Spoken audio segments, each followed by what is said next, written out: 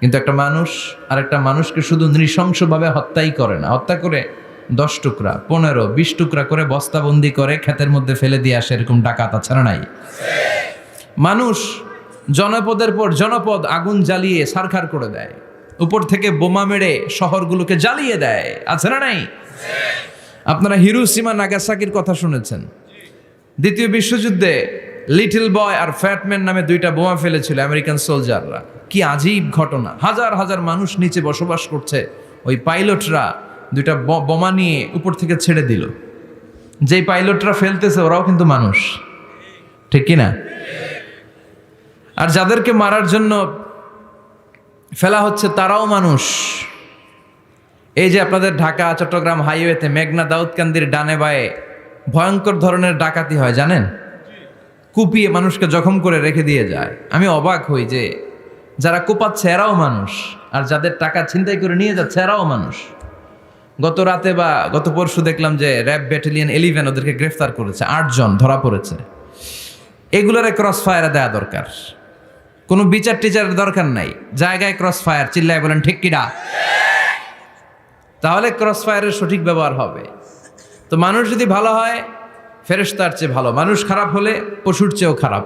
এখন সিদ্ধান্ত আপনার, আপনি কি ভালো হবেন না খারাপ হবেন?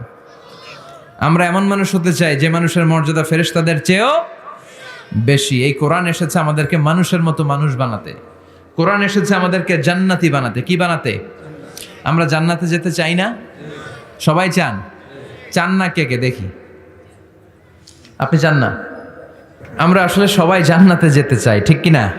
মালিক তুমি জান্নাতে, তোমার পাশে আমায় একটি ঘর বানিয়ে দিও, একটি ঘর বানিয়ে দিও সে বিভীষিকাময় মহাদিনে, তোমার প্রতিবেশী করে নিও। মালিক তুমি জান্নাতে, তোমার পাশে আমায় একটি ঘর বানিয়ে দিও, একটি ঘর বানিয়ে দিও। পড়েন আমিন। তাহলে আমরা সবাই চাই জান্নাতে যেতে। কই যেতে? আমাদের আসলে টার্গেটই তো ওইটা।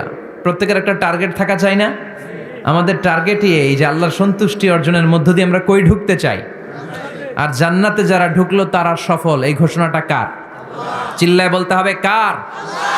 রব্বুল আলামিন বলেন লা ইয়াস্তাবি আসহাবুন নারি ওয়া আসহাবুল জান্নাতি, আসহাবুল জান্নাতি হুমুল ফাইজুন।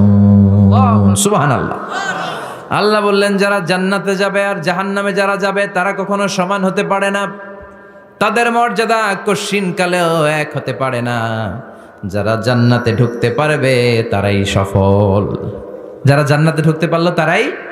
ফামান যুহজিহা আনিন নারি ওয়া উদখিলাল জান্নাতা ফাকাদ ফাজ ওয়া মাল হায়াতুদ দুনিয়া ইল্লা মাতাউল গুরুর। আল্লাহ বললেন যারা জাহান্নাম থেকে মুক্তি পেল, জান্নাতের সার্টিফিকেট পেল, তারাই হলো সফল, ঠিক কি না? এটাই তো সফলতার মানদণ্ড হওয়া উচিত। আমি জাহান্নাম থেকে মুক্তির ঘোষণা পেলাম, আমি চিরস্থায়ী শান্তির জায়গা জান্নাতে ঢুকার অনুমতিপত্র পেলাম, আর কিছু লাগে? কথা কন। আমরা সবাই কই যেতে চাই? আল্লাহ বলেন the people of paradise and the people of hell fire never be equal. The people of paradise gained the ultimate success in life.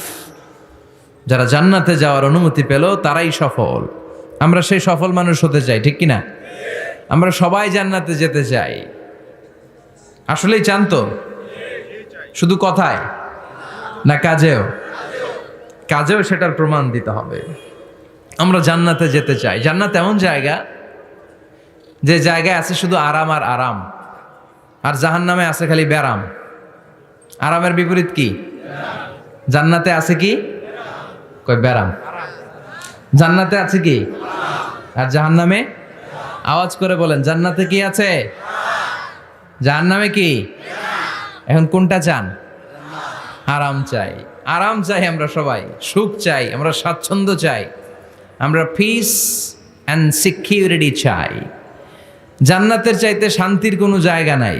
জান্নাতে কোনো টেনশন নাই, রোগ বালাই নাই, পুলিশের দৌড়ানি নাই, র্যাবের দৌড়ানি নাই। আছে? দৌড়ানি যা খাওয়ার দুনিয়াতে খায় নেন, জান্নাত আপনাদের জন্য অপেক্ষা করছে।